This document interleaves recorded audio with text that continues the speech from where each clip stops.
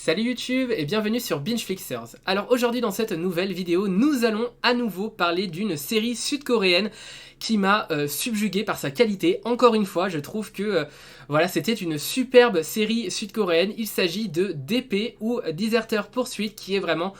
un excellent K-drama qui est plutôt dans le côté sombre. C'est pas du tout un K-drama de romance, mais vraiment plutôt un K-drama sombre. Je suis vraiment impressionné par la qualité des productions sud-coréennes, notamment en termes de séries. J'en regardais très peu avant Netflix, mais depuis que Netflix a commencé à en sortir pas mal, j'en ai regardé de plus en plus au fil des années et j'avoue que je suis assez impressionné par la qualité de ce qu'il propose. C'est vraiment assez impressionnant et là, Deserter Pursuit est totalement dans la lignée des autres très bonnes productions sud-coréennes. On va suivre tout simplement un personnage qui est au sein d'une caserne militaire en Corée du Sud. C'est vraiment un K-drama assez sombre dans les sujets qu'il va traiter parce que au-delà de traiter de l'armée, de la guerre, du service militaire, tout ça, ça va beaucoup parler de harcèlement, de bizutage, tout ce genre de choses qui sont assez communs finalement dans ce qui nous est montré en tout cas dans cette série. Je ne sais pas si c'est à ce point-là le cas dans la réalité, mais là cette série va vraiment critiquer tout ce pan-là de la société sud-coréenne où les jeunes adultes, on va dire, garçons sont envoyés au service militaire et il y a plusieurs années, hein, je crois qu'il faut faire 2 ans dans ce service militaire. Et donc, les premières années vont avoir tendance à être bizutées par les personnes d'années supérieures qui vont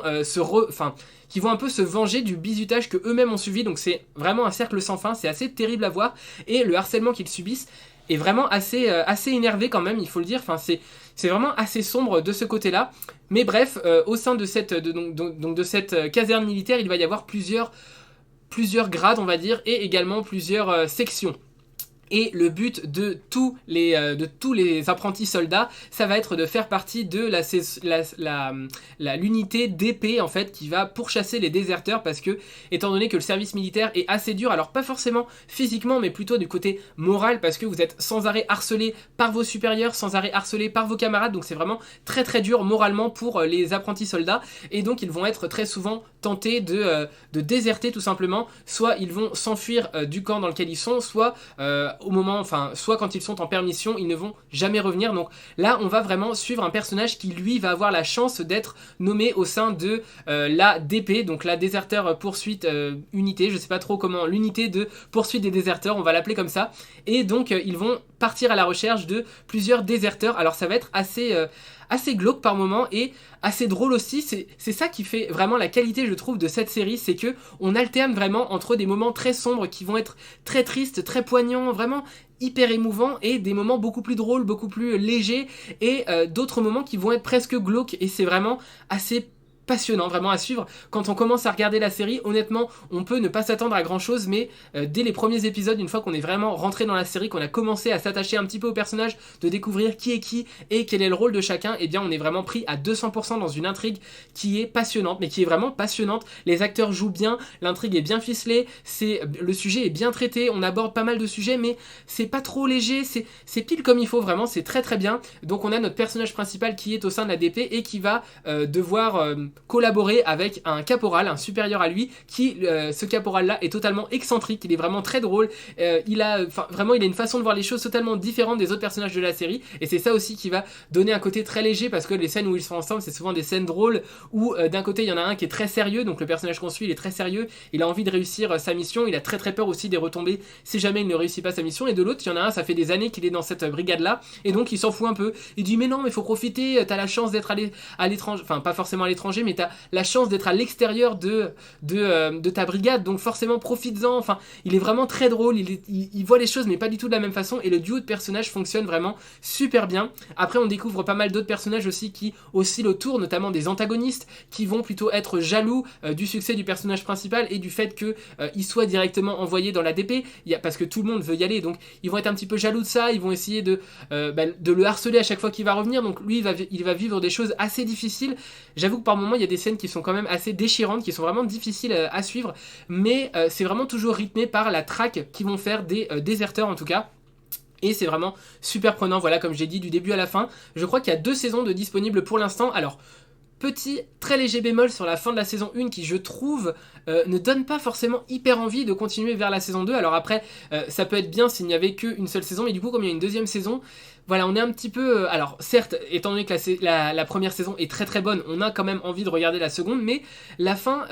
est très mystérieuse, la fin de la première saison est vraiment très mystérieuse, donc ça donne pas forcément envie de continuer vers la saison 2, même si évidemment n'importe qui a regardé la saison 1 va continuer vers la saison 2, parce que c'est vraiment de très très bonne qualité, les images sont belles aussi, et il y a toute une intrigue autour du fait que est-ce que notre personnage principal va finir par péter un plomb littéralement, voilà, il y a toute une intrigue autour de ça, je vais pas trop spoil ce qui va se passer, parce que ça reste quand même une surprise assez importante, en tout cas de cette série, donc voilà, c'est vraiment... Moi, si je peux vous conseiller de regarder un K-drama coréen, ce serait vraiment celui-ci. Après, il y en a d'autres aussi à regarder, mais celui-ci est vraiment super prenant. Et les moments d'émotion sont vraiment très intenses. On suit un personnage qui... on sent qu'il a envie de réussir, qu'il a envie de bien faire.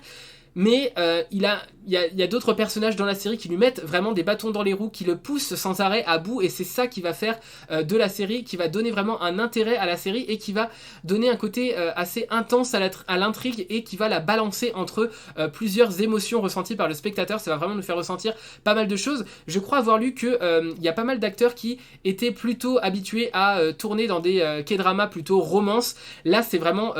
pas du tout le cas, et pourtant ils s'en sortent vraiment très très bien. Le jeu d'acteur est très très bien réussi, les acteurs arrivent parfaitement à retranscrire leurs émotions. Je crois que ça a pas trop mal marché sur Netflix, j'ai pas les chiffres exacts parce que il me semble que la première saison était sortie il y a un petit moment, donc j'aurais pas les chiffres exacts pour comparer, mais en tout cas voilà, c'est une série que je vous recommande profondément, une série de 2 saisons, je crois que les saisons font un petit peu une dizaine d'épisodes je crois à peu près, donc c'est vraiment ça se regarde très très bien franchement, comme je vous l'ai dit, quand vous avez commencé vous avez beaucoup de mal à vous arrêter par la suite, donc voilà, c'est vraiment Deserteur Poursuite, une série que je vous recommande. Donc je ne sais pas si vous-même vous avez vu la série Deserteur Poursuite, en tout cas si c'est le cas n'hésitez pas à me dire ce que vous en avez pensé, n'hésitez pas aussi à me faire part de votre avis si vous êtes un petit peu comme moi,